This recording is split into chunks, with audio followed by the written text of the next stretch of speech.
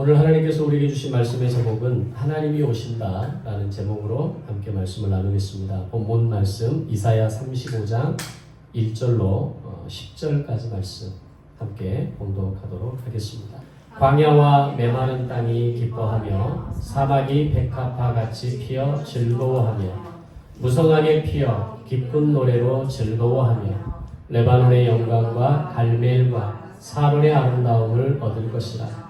그것들이 여호와의 영광 곧 우리 하나님의 아름다움을 보리로다. 너희는 약한 손을 강하게 하며 떨리는 무릎을 굳게 하며 겁내는 자들에게 이르기를 굳세어라 두려워하지 말라. 보라 너희 하나님이 오사 보복하시며 갚아주실 것이라. 하나님이 오사 너희를 구하시리라 하라. 그때에 맹인의 눈이 밝을 것이며 못 듣는 사람의 귀가 열릴 것이며 그때에 저는 자는 사슴같이 뛸 것이며 말 못하는 자의 혀는 노래하리니 이는 광야에서 물이 솟겠고 사막에서 시내가 흐를 것이니라. 뜨거운 사막이 변하여 못이 될 것이며 메마른 땅이 변하여 원천이 될 것이며 승냥이에 눕던 곳에 풀과 갈대와 부들이 날 것이며 거기에 대로가 있어 그 길을 거룩한 길이라 일컫는 바 되리니 깨끗하지 못한 자는 지나가지 못하겠고 오직 구속함을 입은 자들을 위하여 있게 될 것이라. 우매야 행인은 그 길로 다니지 못할 것이며 거기에는 사자가 없고 사나운 짐승이 그리로 올라가지 아니하므로 그것을 만나지 못하겠고 오직 구속함을 받은 자만 그리로 행할 것이며 여호와의 속량을 받은 자들이 돌아오되 노래하며 시온에 이르러 그들의 머리 위에 영영한 희락을 띠고 기쁨과 즐거움을 얻으리니 슬픔과 탄식이 사라지리로다. 아멘. 오늘을 살아가는 많은 사람들이 공통적으로 느끼고 이야기하는 것은 세상 사는 것에 재미가 없고 참 답답하다라는 이야기를 많이 합니다. 어디를 둘러봐도 소망이 없고 세상은 더 악해져 가기만 하고 세상 그 어디에도 희망을 걸 만한 곳이 없다라고 이야기를 합니다. 지금도 우리가 추석 명절을 한 주 앞두고 있는 시점에서 예전에는 명절이 다가온다는 것만으로도 즐거움이 있고 기대감이 있는 때가 있었습니다. 불과 그렇게 오래되지는 않았던 것 같습니다. 근데 최근에 와서는 모두가 기뻐하고 또 기다리고 즐거워야 할 명절이지만 오히려 이 명절이 우리에게는 부담스럽게 느껴지고 또 이 명절을 어떻게 보내야 하는가에 대한 그런 답답한 마음들도 있을 것입니다. 오히려 우리의 주변은 더 소란스럽고 더 분주하고 더 답답해져 가는 것을 보게 됩니다. 그래도 우리 중에는 우리 결혼을 앞둔 소위 자매가 가장 기대감도 있고 즐거움도 있고 또 그렇게 뭔가 기대하는 마음도 있겠다라고 생각하지만 또 사실 그 준비하는 과정과 그 준비하는 내용으로 들어가 보면 그렇게 쉽게 모든 것이 되어지는 것만이 아니다라는 것을 알게 됩니다. 인생이라고 하는 것이 그렇게 우리가 뭔가 정말 기대하고 뭔가 내가 소망하는 것들대로 이루어지고 야 인생이 참 이렇게 재미있구나 너무 살만하구나 너무 행복하구나 라고 느낄 수 있는 요소들이 그렇게 많지 않다라는 겁니다. 이것은 개인의 일상뿐만 아니라 사회 각 분야에서 일어나는 여러 가지 사건과 현상을 보면서 우리는 더 실망하게 되고 때로는 분노의 감정까지 올라오게 됩니다. 그러나 그리스도인이기에 우리에게 한 줄기 위로가 될 수 있는 것은 그렇게 답답하고 때로는 분주하고 때로는 갈 바를 알지 못하는 그런 막막한 상황 가운데에서 기도할 수 있다는 것. 그 기도가 우리의 소망이고 우리의 위로가 된다라는 사실이 그나마 그리스도인이 가질 수 있는 그래도 가장 든든한 백이고 가장 든든한 위로의 통로가 되리라 생각합니다. 오늘날 개인과 사회에서 일어나는 이 모든 문제들을 본문에 비추어 보면 가장 적합한 단어가 등장합니다. 그것은 1절을 시작하면서 기록된 광야 또는 메마른 땅이나 사막이라는 단어가 우리의 눈에 들어옵니다. 광야, 메마른 땅이나 사막이라고 하는 이 단어가 어쩌면 그렇게 우리의 인생을 표현하는 정말 딱 들어맞는 단어인가라는 생각을 하게 되죠. 그래서 많은 사람들이 자신의 인생을 보면서 참 광야 같은 인생이라는 것을 실감하면서 살아갑니다. 내가 걸어가는 이 길은 왜 그렇게 메마른 땅인지, 왜 이렇게 사막 같은지, 더군다나 스스로의 삶을 책임져야 하는 삶의 현장으로 나가보면 이 광야와 메마른 땅에 대한 이 느낌은 더 직접적으로 다가오게 되는 것을 느끼게 됩니다. 그나마 부모의 보호와 울타리 안에 있을 때가 가장 편안한 것이고, 살아가면 가면 갈수록 인생은 고달픈 광야 같고 참 정말 메마른 땅과 같은 사막을 걸어가는 것 같은 그런 느낌을 오늘 우리의 인생의 현장에서 점점 더 느끼게 되어집니다. 자, 그럼 오늘 우리가 살아가는 지금에 이르러서 그렇게 고달픈 광야 같은 인생을 우리가 살아가게 된 것인가? 과거에는 지금보다 살만했고 지금보다는 더 행복했던 것일까? 라고 생각해 본다면 오늘 본문의 배경이 되는 BC 6세기의 시간을 살았던, 그리고 그 시대를 기록하고 있는 이사야 35장의 말씀은 당시 이스라엘 백성들의 삶이 얼마나 고단한 인생이었는가를 표현해 줍니다. 즉 광야 같고 메마른 땅과 사막 같은 인생의 모습은 그때나 지금이나 여전히 똑같다라는 겁니다. 그렇게 먼 시간을 들여다갈 필요도 없고 우리가 과거에 살아왔던 몇 년 전, 몇십 년 전의 시간만 돌아가 봐도 그때는 그때의 광야와 사막이 있었습니다. 그때도 힘들었고 하나의 광야를 지나면 또 하나의 광야가 다가왔고 하나의 메마른 땅과 사막을 지나가면 또 하나의 메마른 땅과 사막이 어김없이 우리의 인생에 그렇게 다가왔던 것을 우리는 잘 압니다. 오늘 우리가 경험하고 있는 이 광야, 이 메마른 땅과 같은 사막 역시도 이것을 우리가 잘 지나갔다 할지라도 우리는 또 다른 광야, 또 다른 메마른 땅과 사막을 우리는 각자가 경험하게 될 것입니다. 그렇게 과거도 현재도 광야와 메마른 사막 같은 인생을 살아가는 우리에게 이 모든 인생의 반복적인 루틴은 계속되어질 것이라는 겁니다. 그러나 오늘 하나님께서는 본문을 통해서 우리에게 희망의 메시지를 이사야 선지자를 통해서 말씀하시는 것을 보게 됩니다. 이렇게 말씀하십니다. 모든 열국의 만민은 다 심판을 받아서 멸망을 받을지라도 하나님께서는 자신이 택하신 백성을 구원하실 것이고 애굽과 구스는 멸망할 것이고 에브라임은 심판을 받을 것이고 바벨론도 멸망하고 두로와 시돈이 그리고 에돔과 다메섹이 쫓겨나고 아수르도 망하게 될 것이고 모압에게도 블레셋에게도 모두 재앙이 있을 것이다. 그러나 하나님이 택하신 백성 이스라엘에게는 오직 구원이 있으리라 라고 말씀하고 있다는 겁니다. 이 말씀은 이사야 34장에서의 말씀을 이어가면서 오늘 35장에 있는 약속의 말씀을 통해서 분명하게 이야기하는 것은 하나님의 공의는 누구에게나 공평하게 있다는 겁니다. 그렇기에 그 재앙과 그 심판과 그 광야와 메마른 땅과 사막 같은 인생을 피할 수 있는 사람은 아무도 없다는 겁니다. 당시 애굽의 제국을 꿈꾸었던 애굽을 누르고 첫 번째 제국으로 등장한 아수르가 제국 수명이 200년으로 끝날 것이라는 것을 누가 알았겠습니까?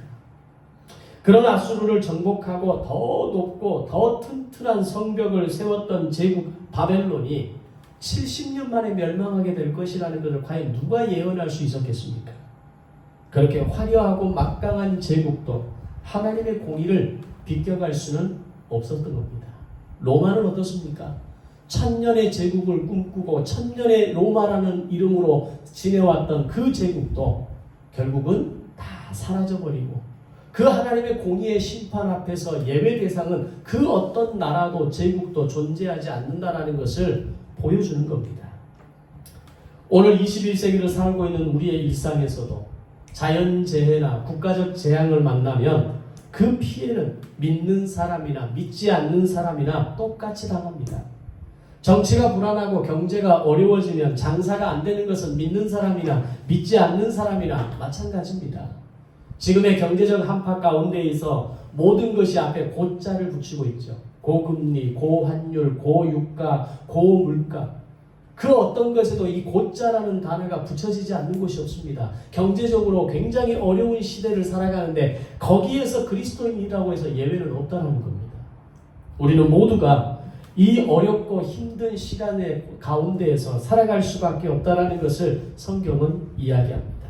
이렇게 하나님의 진노와 심판과 경영은 그 누구도 피할 수 없다라고 하는 것을 이야기하고 있는 겁니다.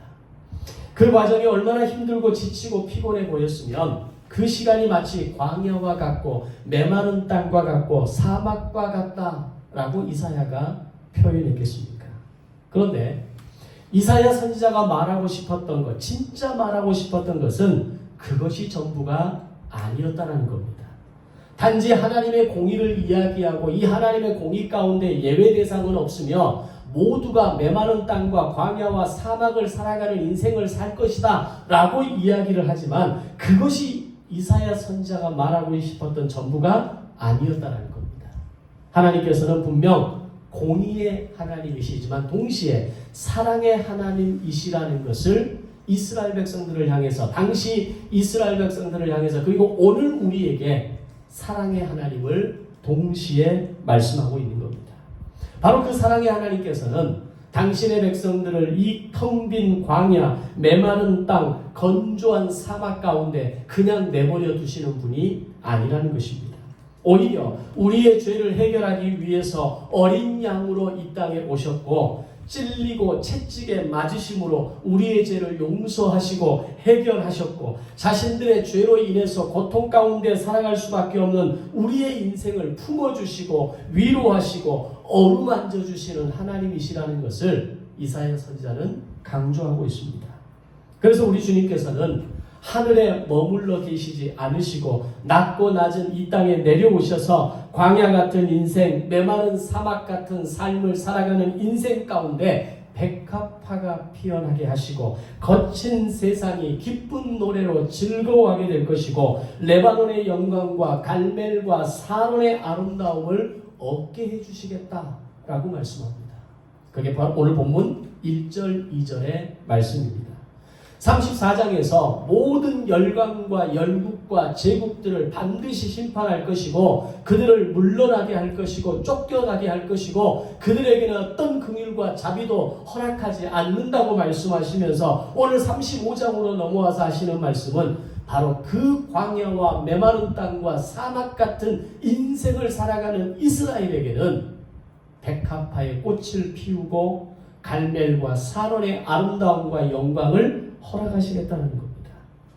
광야 같고 메마른 땅과 사막 같은 나의 인생에 백합화가 피어나고 노래와 즐거움이 가득하고 레바논의 영광과 갈멜과 사론의 즐거움이 있는 인생, 과연 이게 정확히 뭘 의미하는 것인지를 우리가 알 수는 없지만 우리가 꽃 한 다발 선물을 받는 것만으로도 기분이 좋고 힘이 나지 않습니까? 우리가 누군가에게 꽃 한 송이만 받아도 기분이 좋아지지 않던가요? 그런데 그 단어와 문장을 보면 오늘 이 백합화 꽃이 사막에서 피어난다. 광야에서 백합화가 피어나고 갈멜과 사론의 영광이 오늘 이스라엘 백성들에게 있다라고 하는 것은 얼마나 기쁘고 행복한 인생으로 그들이 바뀌어지게 될 것인가를 말씀하고 있는 겁니다. 자, 그러면 이런 일들이 과연 언제 어떻게 오늘 우리의 인생에 일어날 수 있느냐라고 하는 겁니다. 오늘 우리가 앞에서 얘기했던 것처럼 그렇게 복잡하고 분주하고 마음이 어렵고 때로는 인생이 메마른 광야 같은 삶을 살아가고 배신당하고 배반당하고 상처와 아픔과 눈물 가운데 살아가는 것이 우리의 인생 아닙니까? 그런데 왜 어떻게 오늘 이스라엘 백성들의 인생이 이렇게 바뀌어질 것이라고 말씀하시는 동시에 그것은 오늘 우리의 인생이 그런 인생으로 그런 아름답고 풍성하고 부유한 인생으로 바뀌게 될 것이라는 것을 이사야 35장은 말씀하고 있다는 겁니다. 그럼 그것이 언제 그리고 어떻게 나의 인생에 이런 역사와 기적이 일어날 수 있느냐라는 겁니다. 이에 대해서 본문 4절에 보면 매우 중요한 키워드를 말씀하시는데 너희 하나님이 오사 보복하시며 갚아주실 것이라 하나님이 오사 너희를 구하시리라 라고 말씀합니다. 그래서 오늘 말씀의 제목이 하나님이 오신다라는 제목입니다. 즉 하나님이 내 삶에 오시고 내 가정에 오시고 내 인생에 오시게 되면 나의 인생이 광야와 메마른 땅과 사막 같을지라도 나의 인생의 그 모든 어둠을 보복하시고 그것을 갚아주셔서 그 인생의 광야 가운데 우리를 건져주시겠다라고 말씀하는 겁니다. 여기서 핵심은 바로 하나님이 내게 오시는 것입니다. 내 안에 하나님이 오셔야 이 일이 가능하게 된다는 겁니다. 우리는 나의 인생의 광야를 해결하기 위해서 메마른 땅을 해결하기 위해서 메마른 사막을 해결하기 위해서 정말 고군분투하는 삶을 살아가지 않습니까? 정말 열심히 인생을 살아갑니다. 땀을 흘리며 살아가고 내가 어떤 속한 조직에서 어떤 성과와 결과를 얻어내기 위해서 우리는 끊임없이 분투하며 살아갑니다.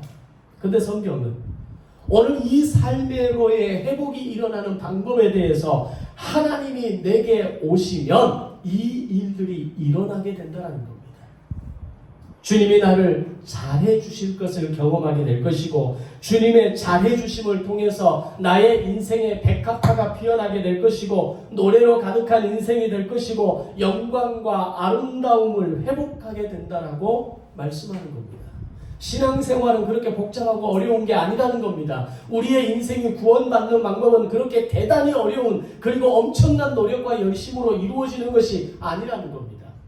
하나님이 내게 오시는 것을 통해서 하나님이 내 안에 임하시는 것을 통해서 하나님이 나의 인생에 동행하시는 것을 통해서 인생의 백합화가 피어나고 사론의 갈멜의 아름다움과 영광을 회복하게 될 것이라고 말씀하는 겁니다. 그럼 역설적으로 지금까지 나의 인생에 광야와 메마른 사막을 살아가고 있는 것 같은 이유가 또 뭡니까? 하나님이 내 안에 오시지 않았기 때문인 거죠. 아니, 하나님이 내 안에 오시지 않은 케이스도 있겠지만 하나님이 내 안에 오셨음에도 불구하고 그 하나님이 내 안에 오셨음을, 내 안에 임재하심을, 나와 동행하심을 우리가 느끼지 못하고 살아가기 때문입니다. 이것은 내가 언제 하나님을 찾는지를 돌아보면 금방 이해가 됩니다. 내가 하나님을 믿는 사람이라고 하면서도 단지 하나님은 하늘에 계신 분이고 나의 일상에는 상관없는 분이고 내가 문제 있고 내 인생이 가로막힐 때만 필요한 분이라면 나는 하나님이 내게 오심을 이미 경험했지만 그 하나님의 오심을 내가 느끼고 살아가지 못하는 사람이 되는 겁니다. 그럼 하나님이 내게 오신다는 것은 정확히 뭘 의미하는 걸까요? 말씀이 내 안에 임하는 겁니다. 은혜가 내 안에 임하는 겁니다. 내가 만나는 시간과 공간과 환경 가운데에서 하나님이 나와 함께 하심을 그것을 깨달아 그것을 경험하는 것이 바로 내 안에 하나님의 오심을 확인하는 겁니다. 오늘 말씀이 바로 나에게 주시는 말씀입니다. 때로는 듣기 부담스러울 때가 있습니다. 때로는 나를 질타하는 것처럼 느껴지는 말씀이 있을 수 있습니다. 때로는 나에게 지나친 헌신을 요구하는 것 같은 말씀들이 내게 있습니다. 그러나 그것이 어떤 말씀이라 할지라도 오늘 나에게 주시는 은혜의 말씀이며 오늘 나에게 주시는 다가오시는 하나님의 방법이라는 것을 우리는 알아야 합니다. 그런 말씀이 은혜의 말씀이 됐던 부담의 말씀이 됐던 그 말씀이 내게 들려진다라고 하는 것은 하나님이 내게 오심을 나는 느낄 수 있는 하나님이 나와 함께 하심을 인지할 수 있는 능력이 내 안에 있다는 겁니다. 정말 하나님의 임재를 느끼지 못하는 사람은 말씀이 들리지 않습니다. 그게 부담되는 말씀으로도 들리지 않고 그게 나에게 어떤 질책하는 말씀으로 들리지 않고 마치 나와는 상관없는 마치 어떤 유체 이탈 합법으로 듣는 그런 이야기에 불과한 겁니다. 그런데 어느 날 말씀이 들리는데 그 말씀이 은혜의 말씀입니다.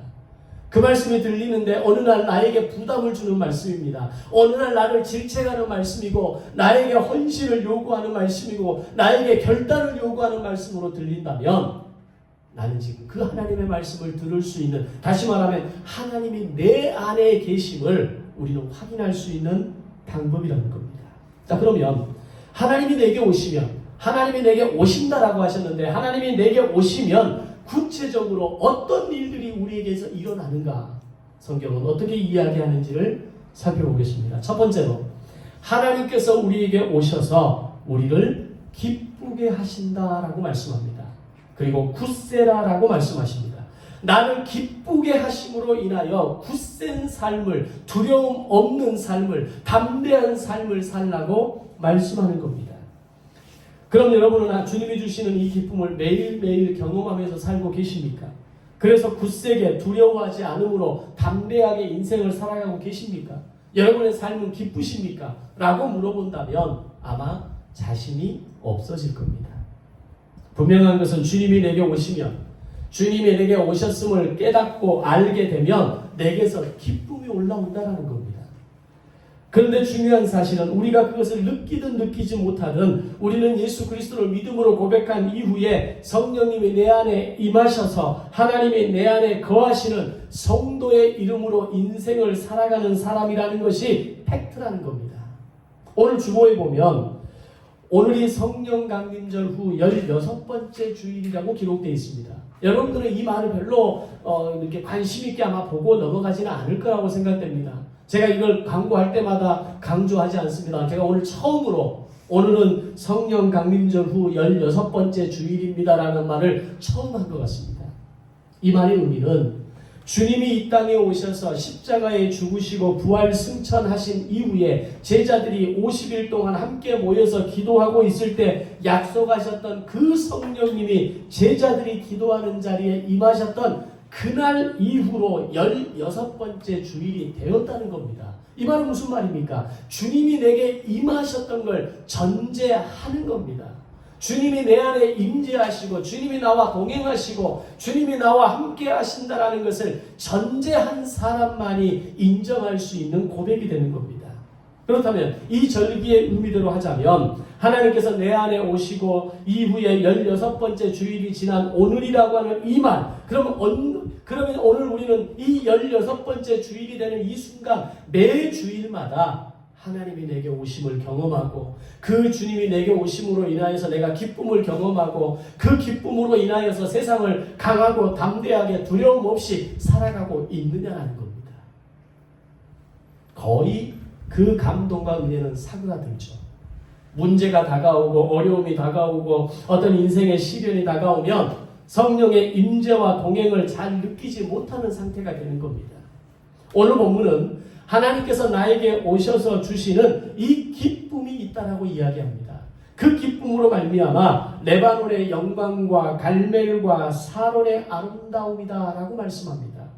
온 우주 만물을 하나님께서 만드시고 그 하나님께서 지으신 대자연과 인간들이 함께 즐기고 보게 될 하나님의 영광과 기쁨이 오늘 우리 안에 있다라고 이야기를 합니다. 이것을 우리가 어떻게 이해하고 인정할 수 있겠습니까?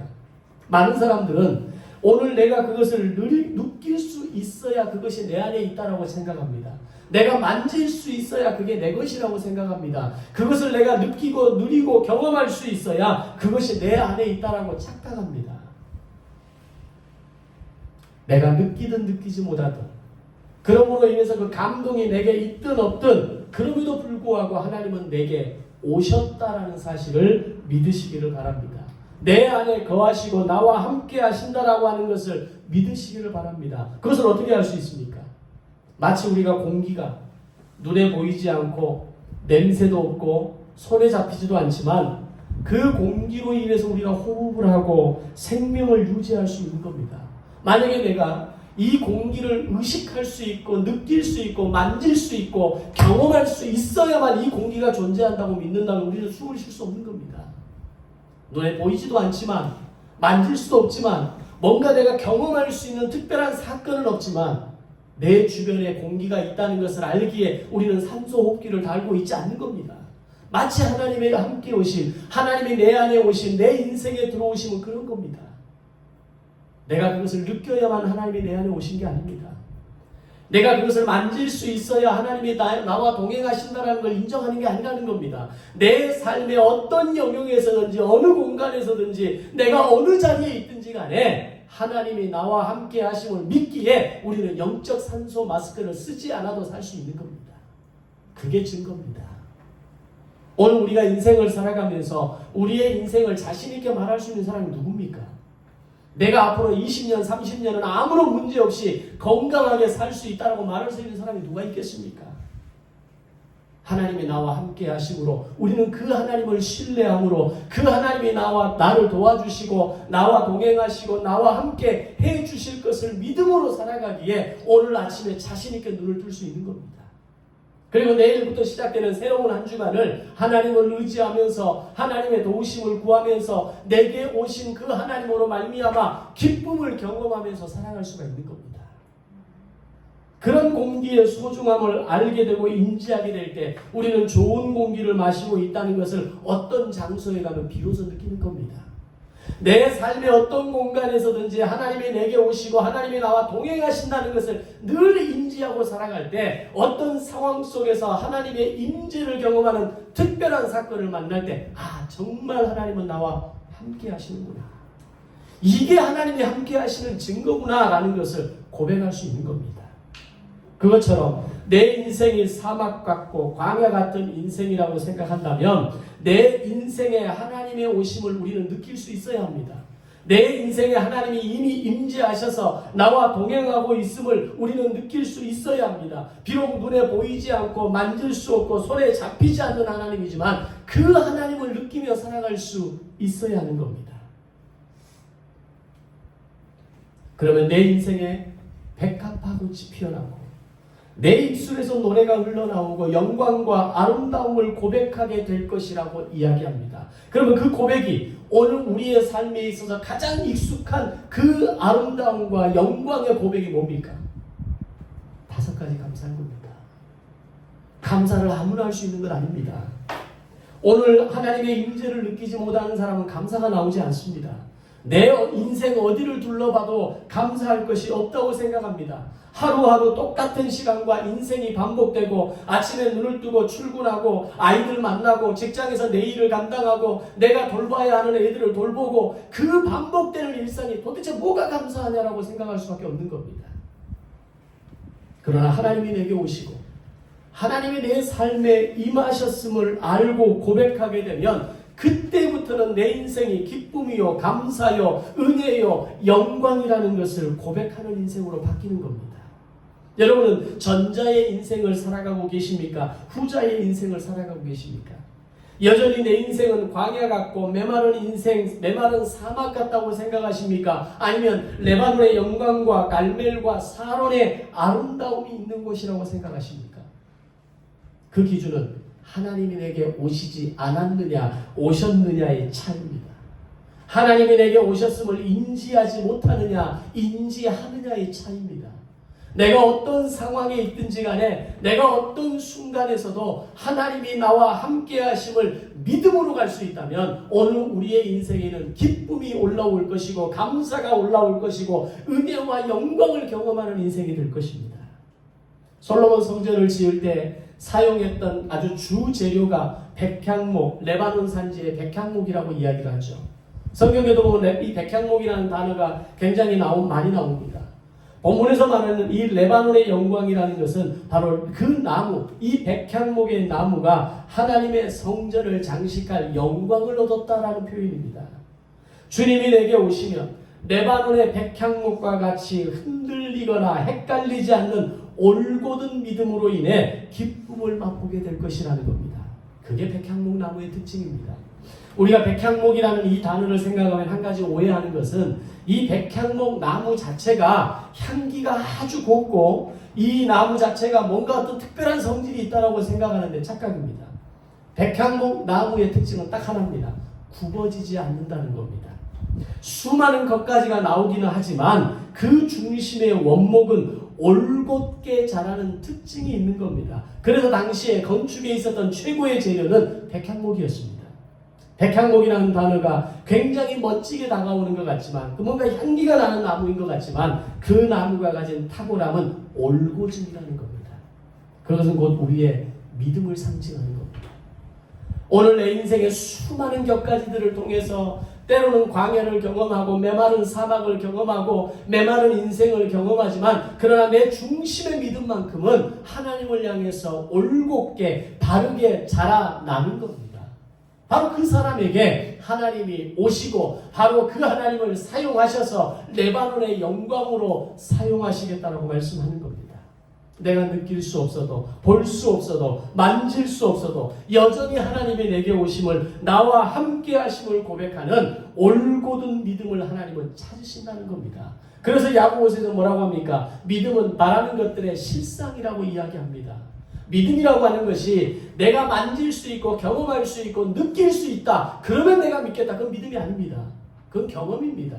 그건 체험입니다. 그걸 믿음이라고 이야기하지 않습니다. 믿음은 내가 바랄 수 없는, 만질 수 없는, 느낄 수 없는, 만질 수 없는 상황에서도 이것이 말씀대로, 은혜대로, 내게 주신 하나님의 명령대로 이루어질 것이라는 것을 믿는 것이 믿음입니다.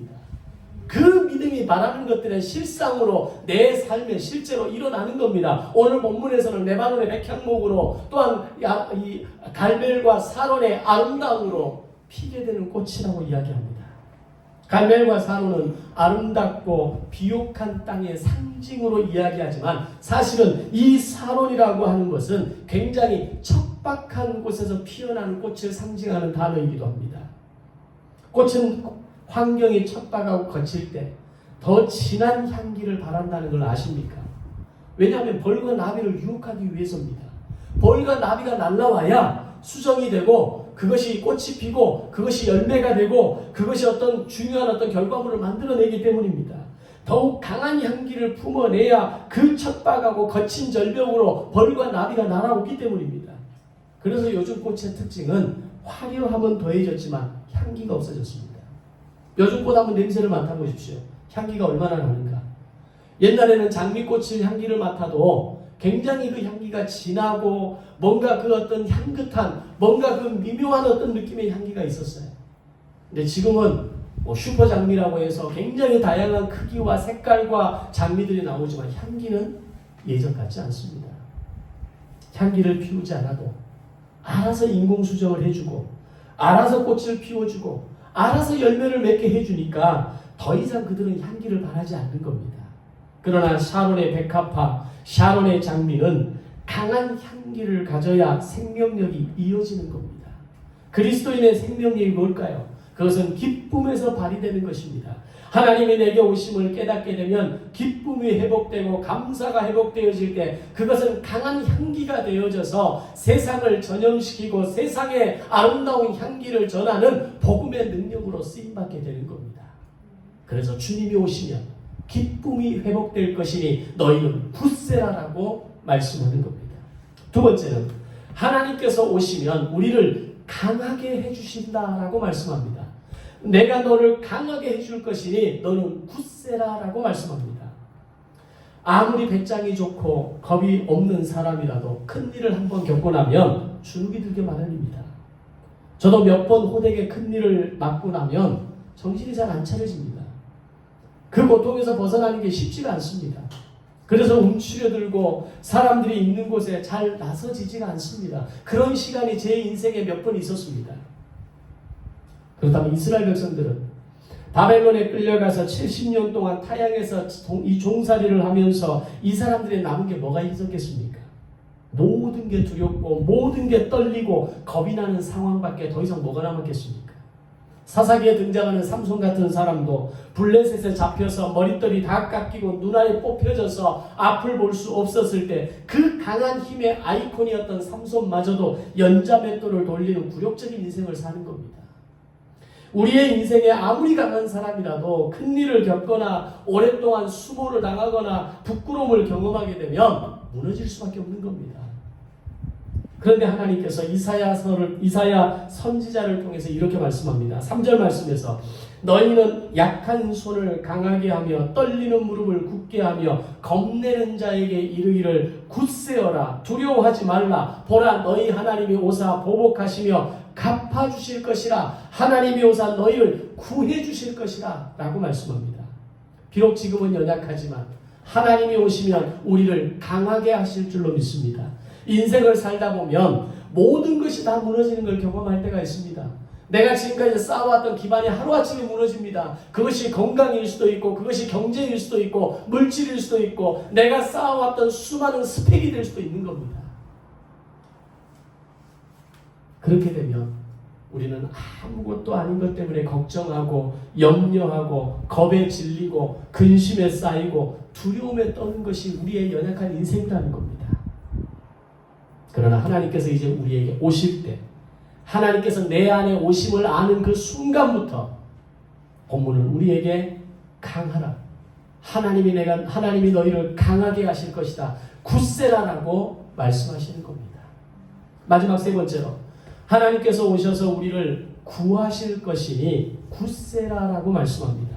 우리를 구해 주신다는 겁니다. 5절 이하의 말씀을 보면 정말 만세를 부르면서 덩실덩실 춤을 출 수밖에 없는 그런 상황들이 이어집니다. 하나님이 오시면 우리를 구원해 주시고 우리의 죄값을 치러 주시고 우리를 구해 주신다고 말씀하는데 좀 더 구체적으로 이렇게 얘기합니다. 그때에 소경의 눈이 밝을 것이며 못 듣는 사람의 귀가 열릴 것이며 저는 자는 사슴같이 뛸 것이며 말 못하는 자의 혀는 노래하리니 이 일들이 만약 오늘 우리의 주변에서 일어났다면 이건 해외 토픽감입니다. 아무리 의술이 발달하고 아무리 어떤 과학이 발달해도 소경이 눈을 뜨고 못 듣는 사람의 귀가 열리고 저는 자가 뛴다? 이건 쉬운 기적이 아닙니다. 지난번도 말씀드렸지만 1세기의 시간을 살아가는 사람들에게 있어서 인생에서 가장 해결받고 싶었던 가장 그들의 삶이 어렵고 힘들고 어떤 그 광야 같은 삶의 영역이 과연 어떤 부분이었을까요? 가장 절실했던 부분 중에 하나는 저는 몸의 고통과 연약함이었다고 생각합니다. 어떤 의료 혜택도 받을 수 없었던 가난한 백성들의 삶은 고단했을 겁니다. 특히나 앞을 보지 못하고 귀가 들리지 않고 다리를 절게 되거나 말을 못하는 사람들의 고통은 단순히 육체적인 고통만의 의미만은 아니었을 겁니다. 사람들은 그들은 조롱했을 것이고 너희는 신의 징계와 심판으로 인해서 이런 형벌을 받게 되었을 것이라고 그들을 손가락질했을 겁니다. 그런데 이런 육체적인 한계와 제약이 하루아침에 벗겨진다는 겁니다. 어떻게 이런 일이 일어날 수 있겠습니까? 바로 하나님이 오셔서 너희들을 구원하시면 너희를 자유하게 하셔서 너희의 인생과 육체의 한계를 풀어주신다고 말씀하는 겁니다. 그 시대에 가장 열악했던, 그 시대에 가장 절실했던, 그 시대에 절대로 해결할 수 없었던 눈먼 자, 듣지 못하는 자, 저는 자, 그들의 문제를 구원해 주시겠다라고 말씀하고 있는 겁니다. 자, 그렇다면 오늘 21세기를 살아가고 있는 우리에게 하나님이 우리를 구해 주신다라고 우리를 구원해 주신다라고 말씀하시는데 그럼 우리에게 있어 가장 필요한 영역은 과연 뭘까요? 경제와 과학과 의술이 발전되고 소위 100세 시대, 120세대 우리 수호는 거의 120세대, 150세대를 사는 사람이 될 수도 있어요.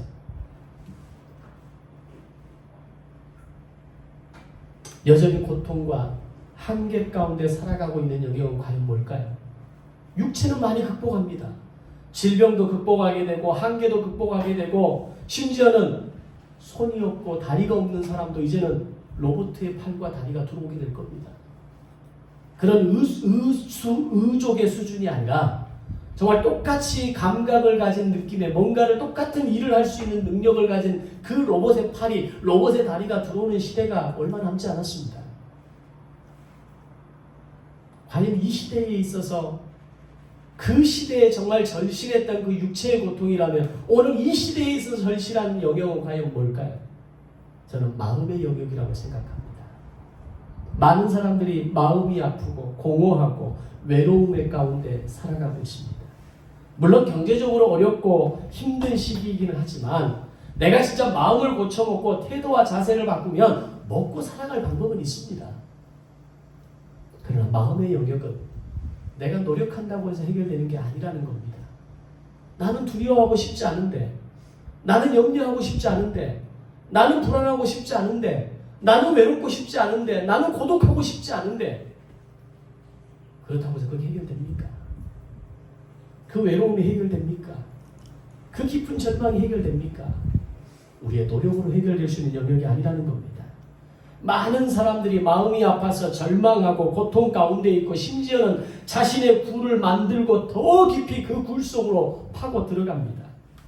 그것은 현대인이 가진 가장 심각한 질병이고 하나님의 구원하심이 절대적으로 필요한 영역이라고 저는 생각합니다. 그런데 하나님께서 내게 오시면 그가 나를 구하실 것입니다. 아멘. 하나님이 내게 오시면 내 불안과 염려와 외로움과 고독과 그 절망감을 구원해 주실 줄로 믿습니다. 과거 6세기의 시대에 BC 6세기의 시대 가운데에 또는 AD 1세기의 시대 가운데 병든 자들을 고치시고 눈먼 자들을 보게 하시고 귀먼 자들을 듣게 하시는 것이 그 시대의 놀라운 기적이었다면 오늘 21세기에 살아가는 우리에게 있어 놀라운 기적은 우리의 마음이 해방을 얻는 겁니다. 우리의 영혼이 즐거움을 찾는 겁니다. 우리의 중심이 진정한 자유와 해방을 찾는 겁니다. 어떻게 해서 되는 겁니까? 하나님이 내게 오시면, 하나님이 나와 함께 하시면, 하나님이 내 중심에 임재하시면 그것을 내가 인지하고 그것을 깨닫고 그것을 느끼고 그것을 고백하고 살아가면 하나님이 우리를 구해 주실 것입니다. 나를 억누르고 있었던 죄와 상처와 두려움의 짐이 다 무너지게 될 것이고 우리의 영적인 눈이 떠져서 하나님을 보게 될 것입니다. 말씀을 듣지 못하던 영적인 귀가 열려서 하나님의 음성을 들을 것이고 나면서 안진뱅이였던 구걸했던 사람이 베드로와 요한을 통해서 예수님을 만났을 때 그가 성전을 뛰어다니며 구원의 기쁨을 외치는 사람이 되었던 것처럼 내게 오시는 하나님을 만나게 되면 우리의 귀가 열리고 어두웠던 눈이 떠지고 인생을 살면서 기쁨을 선언하고 감사를 외치고 은혜를 전하는 복음의 복된 발걸음이 될 줄로 믿습니다. 왜 전도가 어려울까요? 왜 내 인생에 있어서 믿음의 선한 영향력을 끼치고 살아가는 게 어려울까요? 하나님이 내게 오시면 기쁨은 회복됩니다.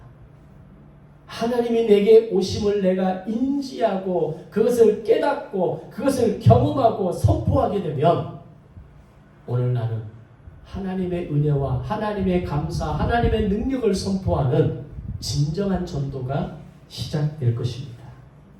이렇게 구하심을 받은 사람은 6절 하반절 이하의 말씀을 경험하게 됩니다.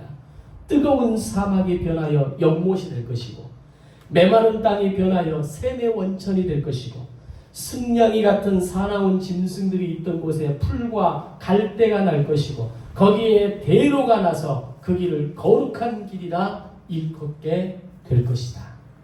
이런 놀라운 영적인 변화가 아니 이 문자 그대로의 변화가 오늘 저와 여러분의 인생 가운데 바꿔지고 변화되어지며 회복되어지는 인생이 되시기를 주님의 이름으로 축복합니다. 찬송가 242장에서도 이런 변화를 노래하죠. 황무지가 장미꽃같이 피는 것을 우리의 눈으로 보게 될 것이다.